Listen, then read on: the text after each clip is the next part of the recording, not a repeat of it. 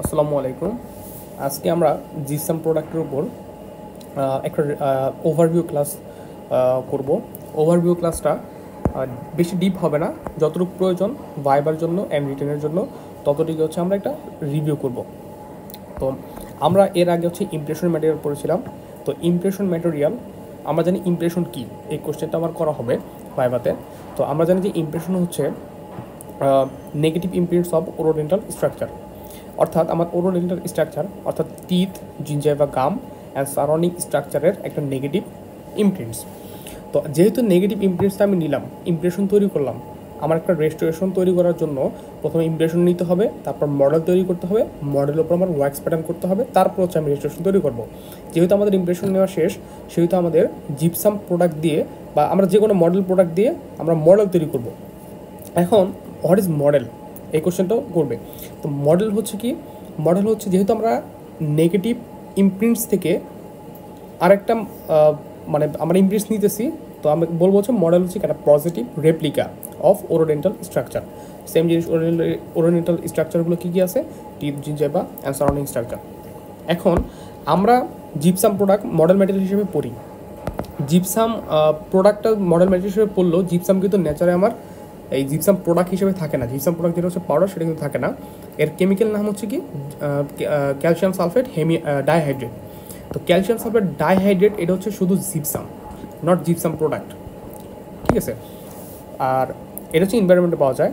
আর যেটা আমরা সিনথেটিকভাবে মানে পাউডার হিসেবে ইউজ করি সেটা হচ্ছে ডেন্টাল প্লাস্টার বা ডেন্টাল প্লাস্টার বলা যায়, বা জিপসাম প্রোডাক্ট বলা যায়। যেটা জিপসাম প্রোডাক্ট বা পাউডার সেটা হচ্ছে হেমিহাইড্রেট, ক্যালসিয়াম সালফেট হেমিহাইড্রেট। অর্থাৎ এখানে 2 অণু পানি ছিল, এখানে হচ্ছে পানিটা হচ্ছে হাফ হয়ে যাবে, হেমিহাইড্রেট। আচ্ছা, এখন যেটা বলছিলাম যে মডেল হচ্ছে কি একটা পজিটিভ, মডেল হচ্ছে একটা পজিটিভ রেপ্লিকা। এখন ডাই কি, ডাই, মডেল, কাস্ট তিনটা সেম নাম হলেও ডাই হিসাবে আমরা যদি অ্যাকচুয়ালি আইডেন্টিফাই করতে চাই যে ডাই কি, তাহলে বলবো সিঙ্গেল টুথের মডেলকে হচ্ছে ডাই বলে, মডেল অফ সিঙ্গেল টুথ। আচ্ছা, এরপর হচ্ছে যেহেতু আমার ইমপ্রেশন ম্যাটেরিয়ালসের বিভিন্ন প্রপার্টিস পড়ছি, আমরা যে কোনো ম্যাটেরিয়ালস পড়লেই তার আইডিয়াল প্রপার্টিস, তার অ্যাডভান্টেজ, ডিসঅ্যাডভান্টেজ, তার কী কী মানে সব ধরনের আমরা ফিজিকো মেকানিক্যাল প্রপার্টিসগুলো নিয়ে আলোচনা করি। তো সেমভাবে আমরা যদি জিপসাম প্রোডাক্ট পড়ি, এটার জিপসাম প্রোডাক্ট যদি আমরা পড়তে চাই, সেটা হচ্ছে একটা মডেল ম্যাটেরিয়াল। মডেল ম্যাটেরিয়ালে কী কী থাকতে হবে, হাই স্ট্রেংথ থাকতে হবে। স্ট্রেংথটা হচ্ছে হাই হতে হবে। কেন? কারণ হচ্ছে আমরা যখন মডেল তৈরি করব, মডেলের পর আমরা রেজিস্ট্রেশন করব না, আমরা ওয়্যাক্স প্যাটার্ন করব। এখন ওয়্যাক্স প্যাটার্ন করার সময় আমার ওয়্যাক্স কার্ভিং করতে হবে, ওয়্যাক্স কার্ভিং করতে হবে। এখন ওয়্যাক্স কার্ভিং করার সময় যদি আমার ওই নাইফের এন্ড দিয়ে যদি আঘাত লাগার কারণে যদি ব্রেকেজ হয়, হ্যাঁ, অ্যাক্সিডেন্টাল ব্রেকেজ হয়, তাহলে কিন্তু আমার যদি ড্যামেজ হয়, তাহলে কিন্তু আমার মডেলটা হচ্ছে আমি রেজিস্ট্রেশন সঠিকভাবে তৈরি করতে পারবো না। তাই আমাদের স্ট্রেংথটা হাই হতে হবে। এখন ডাইমেনশনাল অ্যাকুরেসি কেন লাগবে? আমরা জানি যে ইমপ্রেশন ম্যাটেরিয়ালের ডাইমেনশনাল অ্যাকুরেসি দরকার। সেম জিনিস ইমপ্রেশন ম্যাটেরিয়ালের ডাইমেনশনাল অ্যাকুরেসি যা লাগছে মডেলের জন্য তা। ইমপ্রেশন ম্যাটেরিয়ালের ডাইমেনশনাল অ্যাকুরেসি কেন লাগছে? কারণ আমরা যাতে ফাইন ডিটেলসটা হচ্ছে নিতে পারি এবং ফাইন ডিটেলসটা দিয়ে আমরা হচ্ছে সঠিক মডেল তৈরি করতে পারি। এখন মডেল তৈরি করার গোল কি? মডেল দিয়ে আমরা রেজিস্ট্রেশন তৈরি করব। এখন মডেলের যদি অ্যাকুরেসি ঠিকমতো না থাকে, তাহলে আমরা সঠিক রেজিস্ট্রেশন করতে পারবো না। যদি আমরা ফাইন রেজিস্ট্রেশন না করতে পারি, তাহলে হচ্ছে আমাদের কি, সেটা হচ্ছে আমাদের পেশেন্টের মানে হচ্ছে ওরোডেন্টালের সাথে স্ট্রাকচারের সাথে আমাদের সেটা লুজ হবে অথবা শ্রিঙ্ক হয়ে যাবে। এখন বলছে ability to reproduce fine details and sharp margin. এইটা হচ্ছে কার জন্য? এইটা হচ্ছে মডেল।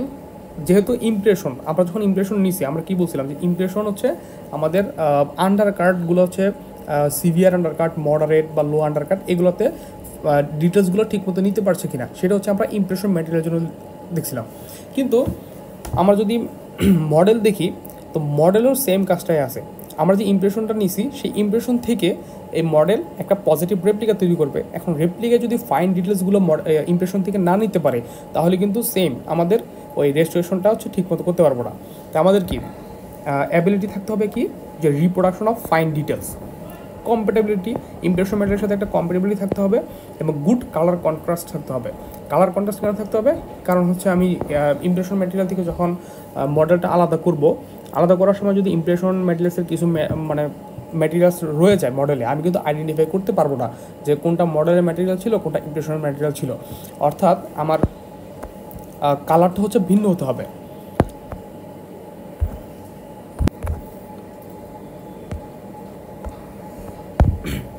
জিপসাম প্রোডাক্ট সবগুলোই হচ্ছে gypsum product calcium sulphate hemihydrate, যেহেতু জিপসাম প্রোডাক্ট তাই হেমিহাইড্রেট।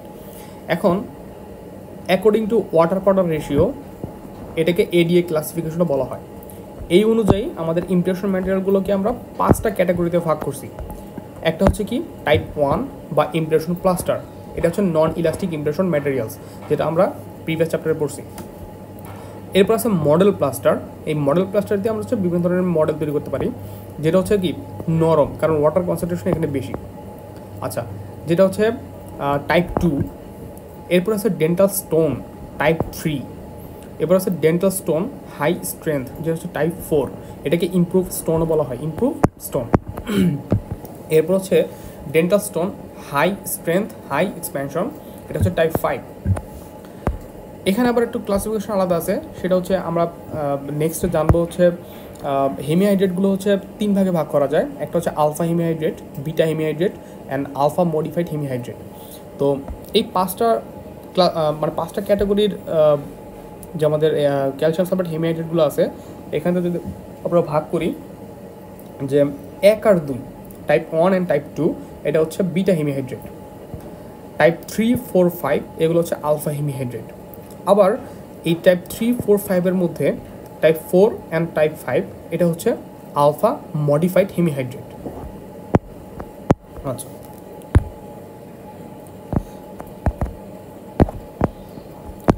এখন আমরা হচ্ছে জিপসাম প্রোডাক্টগুলোর ইউজেস জানবো। এই টাইপ 1 থেকে টাইপ 5 যে প্রোডাক্টগুলো আছে এগুলোর ইউজেস কী। টাইপ 1 যেটা, এটা হচ্ছে ইমপ্রেশন প্লাস্টার। আমরা প্রিভিয়াস চ্যাপ্টারে যখন পড়ছি যে একটা নন ইলাস্টিক ইমপ্রেশন ম্যাটেরিয়াল হচ্ছে কি ইমপ্রেশন প্লাস্টার, যেটাকে বলে প্লাস্টার অফ প্যারিস। তো এই প্লাস্টার অফ প্যারিস দিয়ে আমরা ইডেন্টোলাস জয়ের আমরা কি প্রাইমারি ইমপ্রেশন নিতে পারি, ঠিক আছে, যেটা এখন ইউজ করা হয় না। আচ্ছা, এখন হচ্ছে কি আমাদের ইমপ্রেশন কম্পাউন্ডও নয়, ইলাস্টোমার দিয়ে আর কি ইমপ্রেশন নেওয়া হয়। এরপরে হচ্ছে মডেল প্লাস্টার, যেটা হোয়াইট ইন কালার। মডেল প্লাস্টারের 5টা কাজ আছে, যেটা ভাইবার জন্য ভেরি ভেরি ইম্পর্ট্যান্ট। কী কী আছে? Study model, it is use to make study model বানানো যায়। স্টাডি মডেল কিন্তু ওয়ার্কিং মডেল না, স্টাডি মডেল দিয়ে আমরা বিভিন্ন ধরনের এক্সপেরিমেন্ট করি। Filling flags during procedure of denture. Base of working model, আমরা যে ওয়ার্কিং মডেল তৈরি করব, ওয়ার্কিং মডেল তৈরি করার পর আমার মডেলের বেস তৈরি করতে হবে। কেন বেস তৈরি করতে হবে? কারণ হচ্ছে যেহেতু আমি ওরোডেন্টাল স্ট্রাকচার এর একটা রেপ্লিকা হচ্ছে মডেল হিসেবে ইউজ করতেছি, তো ওরোডেন্টাল স্ট্রাকচার তো মানে হচ্ছে স্ট্যাবিলিটি সঠিকভাবে পাবে না একটা হরাইজন্টাল সারফেসে। তো আমার এটার বেস তৈরি করতে হবে। যে বেসটা হচ্ছে কি আমরা মডেল প্লাস্টার দিয়ে তৈরি করতে পারি। আর্টিকুলেটিং মডেল উইথ আর্টিকুলেটর, মডেল আর্টিকুলেটর আছে, যেখানে হচ্ছে এই মডেল প্লাস্টার দিয়ে আমরা আর্টিকুলেটরের জন্য ব্যবহার করতে পারি। তারপর হচ্ছে কি working model during repair acrylic denture. শুধুমাত্র আমরা যখন অ্যাক্রিলিক ডেঞ্চার রিপেয়ার করতে যাব, তখন হচ্ছে আমরা ওয়ার্কিং মডেলটাই মডেল প্লাস্টার দিয়ে করতে পারি। এরপর হচ্ছে ডেন্টাল স্টোন যেটা আছে, এই বাকি এই তিনটা হচ্ছে আমরা সব থেকে বেশি ইউজ করি ডেন্টাল স্টোনগুলো। আচ্ছা, প্রথম হচ্ছে কি dental stone type 3, it is use to make working model বানানো হয় for the construction of partial and complete denture. Complete and partial ডেঞ্চারের জন্য ওয়ার্কিং মডেলটা আমরা ডেন্টাল স্টোন দিয়ে বানাই। এরপর হচ্ছে কি আমরা অর্থোডেন্টিক অ্যাপ্লায়েন্সের জন্য আমরা মডেল তৈরি করি কি ডেন্টাল স্টোন ইউজ করে। এরপর হচ্ছে টাইপ 4 হচ্ছে ডেন্টাল স্টোন হাই স্ট্রেংথ। এখন হাই স্ট্রেংথ আর 5 হচ্ছে dental stone high strength high expansion. অর্থাৎ দুটোর মধ্যে আমাদের একটা ডিফারেন্স আছে। কি ডিফারেন্স? আমাদের একটাই ডিফারেন্স আছে, সেটা হচ্ছে একটা স্ট্রেংথ বেশি থাকবে কিন্তু সে এক্সপ্যানশন করবে না, সেটা হচ্ছে টাইপ 4। আরেকটা হচ্ছে স্ট্রেংথ বেশি থাকবে এবং এক্সপ্যানশনও বেশি হবে, সেটা হচ্ছে টাইপ 5। এবং this is the only material যেটা হচ্ছে আমাদের এক্সপ্যানশন করে। এই 5টা টাইপের মধ্যে শুধুমাত্র টাইপ 5 হচ্ছে আমাদের এক্সপ্যানশন হয়। এখন টাইপ 4 যেটা, সেটা হচ্ছে it is use to make die model for the construction of crown bridge inlay only. এখন কনস্ট্রাকশন কিসের কনস্ট্রাকশন করা হয়? Metallic restoration with noble metal. Noble metal use করে আমাদের কি করা হয়? Construction of crown bridge inlay only. And dental stone high strength high expansion, যেটা বলছিলাম যে এটা হচ্ছে অনলি 5, যেটা হচ্ছে এক্সপ্যানশন হয়। It is use to make model for construction of restoration made by base metal alloy. শুধুমাত্র বেস মেটাল অ্যালয় ইউজ করে হচ্ছে আমাদের রেজিস্ট্রেশনগুলো করা হয়। এই রেজিস্ট্রেশনের মধ্যে আছে কি কাস্ট পার্শিয়াল ডেঞ্চার। এখানে একটা কোয়েশ্চেন করবে যে আমরা যে কাস্ট পার্শিয়াল ডেঞ্চার এটা কোন প্রক্রিয়ায় তৈরি করা হয় বা which process? Casting process. Casting process, এই যে কাস্টিং প্রসেস। আচ্ছা, কাস্টিং প্রসেস। এখন আমরা হচ্ছে জিপসাম প্রোডাক্ট, আমরা জিপসাম থেকে কিভাবে জিপসাম প্রোডাক্ট পেলাম সেটা হচ্ছে আমরা মানে কি প্রসিডিউর ইউজ করলাম বা হচ্ছে কীভাবে আমরা পেলাম সেটা হচ্ছে দেখব। Production of calcium sulphate hemihydrate. তো আমরা জানি যে ক্যালসিয়াম যেটা আমাদের এনভায়রনমেন্টে পাওয়া যায় সেটা হচ্ছে আমাদের ডাইহাইড্রেট। তো calcium sulphate and 2 molecules of water, এটা হচ্ছে ন্যাচারাল অথবা সিনথেটিক। তো আমাদের সবসময় মনে রাখতে হবে সিনথেটিকটা হচ্ছে আমাদের ভালো। তো আমরা জিপসাম প্রোডাক্টকে যদি 110 to 130 ডিগ্রি সেলসিয়াস তাপমাত্রায় আমরা যদি উত্তপ্ত করি তাহলে হচ্ছে ক্যালসিয়াম সালফেট হেমিহাইড্রেট উৎপন্ন হবে, যেটাই হচ্ছে আমাদের প্লাস্টার অথবা স্টোন। এটাই হচ্ছে ক্যালসিয়াম সালফেট হেমিহাইড্রেট, মানে আমাদের অ্যাকচুয়াল প্রোডাক্টটা কিন্তু এইটাই। যদি আমাকে ম্যাম প্রশ্ন করে যে ক্যালসিয়াম সালফেট ডাইহাইড্রেটকে আমরা কীভাবে হেমিহাইড্রেটে পরিণত করতে পারি, আমরা বলবো যে by heating up to 110 to 130 degree Celsius. এখন ম্যাম প্রশ্ন করতে পারে তাহলে যদি আমরা এর থেকে বেশি তাপমাত্রা দিই তাহলে কি হবে? তখন আমার বলতে হবে যে ক্যালসিয়াম সালফেট হেক্সাগোনাল আনহাইড্রেট তৈরি হবে 130 to 200 degree celsius. Calcium sulphate hexagonal anhydrite, এটা ফাইবার জন্য অনেক ইম্পর্টেন্ট। এরপরে বলবে যে আমি যদি আরেকটু তাপ বাড়াই তাহলে কি হবে? আমি যদি 200 to 1000 ডিগ্রি সেলসিয়াস হিট দিই তাহলে কি হবে? ক্যালসিয়াম সালফেট অর্থ্রম্বিক আনহাইড্রেট উৎপন্ন হবে। তো আমাদের এই দুইটা, এইটা অ্যান্ড এই দুটো হচ্ছে ভাইবার জন্য অনেক ইম্পর্টেন্ট। আচ্ছা, এখন আমরা যে হিট দিলাম এই হিটিংয়ের একটা প্রসেস আছে, মানে প্রসেসটার একটা নাম আছে, সেটা হচ্ছে ক্যালসিনেশন। হিটিং প্রসেসের নাম হচ্ছে কি? ক্যালসিনেশন। এখন ক্যালসিনেশন আবার দুই ধরনের হয়, একটা হচ্ছে ড্রাই ক্যালসিনেশন, আরেকটা হচ্ছে আচ্ছা, আমার ডেন্টাল প্লাস্টার অ্যান্ড স্টোন কীভাবে পাবো? আমরা জানি যে আমরা এনভায়রনমেন্টে হচ্ছে জিপসাম প্রোডাক্ট হিসেবে পাবো না, আমরা জিপসাম হিসেবে পাবো যেটা হচ্ছে ন্যাচারাল অর সিনথেটিক হিসেবে থাকে। তো ন্যাচারাল অথবা সিনথেটিক হিসেবে থাকলে এটাকে যদি আমরা 110 to 130 ডিগ্রি সেলসিয়াস তাপমাত্রা হচ্ছে উত্তপ্ত করি তাহলে হচ্ছে হিট দিই তাহলে হচ্ছে আমাদের ক্যালসিয়াম সালফেট হেমিহাইড্রেট, যেটা হচ্ছে আমাদের প্লাস্টার অথবা স্টোন হতে পারে। হ্যাঁ, সেই হিসেবে হচ্ছে আমরা পাবো ক্যালসিয়াম সালফেট হেমিহাইড্রেট পাবো। এটা হচ্ছে আমার অ্যাকচুয়াল প্রোডাক্ট। কিন্তু ম্যাম যদি প্রশ্ন করে আমি যদি এর থেকে বেশি তাপমাত্রা দিই, আমি যদি হিটটা বাড়াই, হিটিং প্রসেসটা যদি বাড়াই তাহলে কি হবে? তাহলে আমি বলবো যে আমি যদি 130 to 200 ডিগ্রি সেলসিয়াস হিট দিই তাহলে হচ্ছে আমাদের হেক্সাগোনাল আনহাইড্রেট উৎপন্ন হবে, ক্যালসিয়াম সালফেট হেক্সাগোনাল আনহাইড্রেট উৎপন্ন হবে। এরপর যদি আমার ম্যাডাম প্রশ্ন করবে যে আমি যদি আরেকটু তাপমাত্রা বাড়াই তাহলে কি হতে পারে? অর্থাৎ ম্যাম তোমার কাছে শুনতে যাচ্ছে যে 200 to 1000 ডিগ্রি সেলসিয়াস তাপমাত্রা, তাহলে হচ্ছে আমাদের ক্যালসিয়াম সালফেট অর্থ্রম্বিক আনহাইড্রেট উৎপন্ন হবে। তো এই দুটো হচ্ছে আমাদের ভাইবার জন্য ইম্পর্টেন্ট, এই দুটো আস করবে।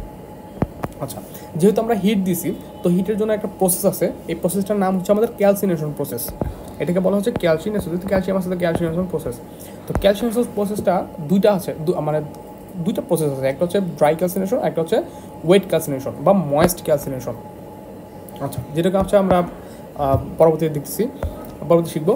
আর হচ্ছে সাইজ অফ ডেন্টাল স্টোন। এখন একটা ডেন্টাল স্টোন যেটা আছে, ডেন্টাল স্টোনের সাইজ বলতে হচ্ছে মলিকুলার সাইজ, যেটা এই মলিকুলার সাইজটাই কিন্তু ডিফার করে কিসের উপরে? ক্যালসিনেশন প্রসেসের উপরে। কেন, কিভাবে, সেটা আমরা দেখতেছি। আমরা বলছিলাম যে আমাদের হেমিহাইড্রেটগুলো আছে সেটা হচ্ছে 2 টাইপস, একটা হচ্ছে আলফা হেমিহাইড্রেট, একটা হচ্ছে বিটা হেমিহাইড্রেট।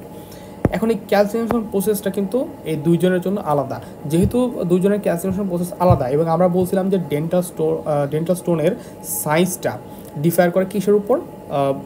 এই আমাদের ক্যালসিনেশন প্রসেসের উপর। আবার বলছিলাম ক্যালসিনেশন প্রসেসটা হচ্ছে কি দুই ধরনের, একটা ড্রাই একটা হচ্ছে ওয়েট। তো যেহেতু ড্রাই এবং ওয়েট দুইটা পদ্ধতিতে হচ্ছে আমরা ক্যালসিনেশন প্রসেসটা ব্যবহার করতেছি, তার মানে কি আমাদের দুইটা প্রোডাক্ট উৎপন্ন হবে, একটা হচ্ছে আলফা হেমিহাইড্রেট, একটা হচ্ছে বিটা হেমিহাইড্রেট। এখন হচ্ছে আমরা দেখি, আমরা অটোক্লেভিং করতেছি, আমরা স্টিমে নিচ্ছি একটা ময়েস্ট হিট, অর্থাৎ হিটের সাথে আমাদের কিছু ওয়াটার থাকবে, এটাকে বলা হচ্ছে ময়েস্ট ক্যালসিনেশন, যেটা হচ্ছে কি আলফা হেমিহাইড্রেটের জন্য, আর বিটা হেমিহাইড্রেট কোনটা? বিটা হেমিহাইড্রেট হচ্ছে একটা ওপেন এয়ারে এটা ইট দেওয়া হবে, মানে ডিরেক্ট হিটটা দেওয়া হবে ওপেন এয়ারে। এখানে কোনো ওয়াটার মলিকুলস থাকবে না, মানে কোনো ময়েস্ট একটা এনভায়রনমেন্ট থাকবে না, যেটা হচ্ছে ড্রাই ক্যালসিনেশন, যেটা হচ্ছে কি ড্রাই ক্যালসিনেশন। এখন ক্যালসিনেশন প্রসেসের পর আমরা এই ডিফারেন্সটা হচ্ছে আমাদের রিটেনের জন্য ইম্পর্টেন্ট। তো যেহেতু আমরা কি বললাম যে আলফা হিমেটেডের মলিকুলার প্রসেস হচ্ছে কি অটোক্লেভিং, অর্থাৎ একটা ময়েস্ট এনভায়রনমেন্ট থাকবে এবং স্টিমে হচ্ছে আমাদের স্টিম অ্যান্ড প্রেশার দিতে হবে, দিলে হচ্ছে আমরা এই আলফা হিমেটেড পাবো। আর বিটা হিমেটেড হচ্ছে কি একটা ক্যালসিনেশন প্রসেস, যেটা হচ্ছে ওপেন এয়ারে করা হয় বা ওপেন ক্যাটেল ইউজ করা হয়, যেটা হচ্ছে ড্রাই ক্যালসিনেশন। পার্টিকেল সাইজটা কীরকম হবে? এটা স্মল হবে, রেগুলার হবে অ্যান্ড নন পোরাস হবে। স্মল হবে, রেগুলার হবে অ্যান্ড নন পোরাস হবে। আমরা এই পার্টিকেল সাইজটা হচ্ছে মনে রাখবো, কারণ এটা দিয়ে আমাদের বাকি ডিফারেন্সগুলো বের করা যাবে। আর বিটা হেমিহাইড্রেট, এটার পার্টিকেল সাইজটা হবে লার্জ, ইররেগুলার অ্যান্ড পোরাস হবে, লার্জ, ইররেগুলার অ্যান্ড পোরাস। যেহেতু এদের মানে পার্টিকেলের সাইজের ডিফারেন্স আছে, সুতরাং আমার বুঝতে হবে তাদের কি ওয়াটার পাউডারের যে রেশিও সেটাও কি আলাদা হবে। কেন ওয়াটার পাউডারের রেশিও আলাদা? কারণ হচ্ছে যেহেতু আমাদের একটা হচ্ছে নন পোরাস, অর্থাৎ যেটা মানে পোরোসিটি কম, পার্টিকেল সাইজটা ছোট এবং রেগুলার, সুতরাং আমরা জানি কি দুইটা ক্রিস্টালের মাঝখানে হচ্ছে আমাদের ওয়াটার মলিকুলসগুলো থাকে। এখন যদি আমার পোরোসিটি কম হয়, তাহলে ওয়াটার মলিকুলসগুলোর স্টেইন করার অবস্থার মানে পরিমাণটাও কিন্তু কম হবে। তাহলে ওয়াটার পাউডার রেশিও কম হওয়া মানে কি? কম হওয়া মানে হচ্ছে আমার ওয়াটারের পরিমাণ কম, কারণ ওয়াটার হচ্ছে এখানে উপরে, পাউডার হচ্ছে নিচে থাকে। সুতরাং ওয়াটারের পরিমাণ কম মানে হচ্ছে ওয়াটার পাউডার রেশিওটা লো হওয়া। তো স্মল আর রেগুলার এবং নন পোরাসের কারণে আমাদের ওয়াটার পাউডার রেশিওটা আলফা হিমেহাইড্রেট হচ্ছে কম। আর বিটা হিমেহাইড্রেটে আমাদের কী হবে? যেহেতু পোরোসিটি আছে, ইররেগুলার আছে এবং মলিকুলসগুলো লার্জ, সুতরাং এখানে হাই হবে। এবার হচ্ছে প্রপার্টিস, মানে হচ্ছে কোনটা হার্ড, কোনটা লেস হার্ড বা লেস কী বলে যে হার্ডনেসটা কম। যেহেতু আমাদের এটা নন পোরাস ছিল, আলফা হিমেহাইড্রেট নন পোরাস ছিল, মানে ভিতরে কোনো ওয়াটার মলিকুলস ছিল না, এবং এটা কি রেগুলার শেপ ছিল, স্মল শেপ ছিল, অর্থাৎ এদের মধ্যে ইন্টারলকিংটা বেশি। এদের মধ্যে আমার যেহেতু নন পোরাস ছিল, অর্থাৎ আমি কি বলছিলাম যে পানি খুব কম থাকবে। তো যেহেতু পানি কম ছিল, সো এটা যখন সেট হয়ে যাবে, যখন এক্সোথার্মিক রিয়াকশন দিবে, তখন এই পানিগুলো হচ্ছে কি মানে কম ভ্যাপর হয়ে যাবে, ভ্যাপোরেশনটা কম হবে। যেহেতু ভ্যাপোরেশন কম হবে, পোরাসিটি কম, তাই এটার কি স্ট্রেংথ হচ্ছে বেশি হবে। ঠিক আছে, স্ট্রেংথটা বেশি হবে, হার্ডনেসটা হচ্ছে বেশি হবে। কিন্তু আমি যদি দেখি যে বিটা হেমিহাইড্রেটের ভিতরে আমরা দেখছিলাম যে লার্জ মলিকিউল, ইররেগুলার ছিল অ্যান্ড পোরোসিটি ছিল। যেহেতু পোরোসিটি বেশি ওয়াটার কন্টেইন করবে, বেশি ওয়াটার কন্টেইন করা মানে কি? আমাদের বেশি ওয়াটার কন্টেইন করা মানে হচ্ছে যখন আমার এক্সোথার্মিক রিয়াকশন হবে, ওয়াটারগুলো যখন ভ্যাপার হয়ে যাবে, তখন হচ্ছে আমাদের ওখানে কি মানে স্ট্রাকচারালি আমাদের দুর্বল হয়ে যাবে জিনিসটা, কারণ ভিতরে অনেক পোরোসিটি আছে, স্পঞ্জের মতো আছে। সুতরাং কি এটার স্ট্রেংথ হবে লেস এবং হার্ডনেসটা হবে কি কম। এখন কিসে আমরা ইউজ করতে পারি সেটা হচ্ছে এটা মুখস্থ করতে হবে, যে complete danger, partial danger, crown ব্রিজের জন্য আমরা করতে পারি। এটা হচ্ছে আলফা হিমেহাইড্রেট, আর বিটা হিমেহাইড্রেট হচ্ছে স্টাডি মডেলের জন্য, ফিলিং ফ্লাক্স অ্যান্ড মাউন্টিং ক্যাস্টের জন্য করতে পারি।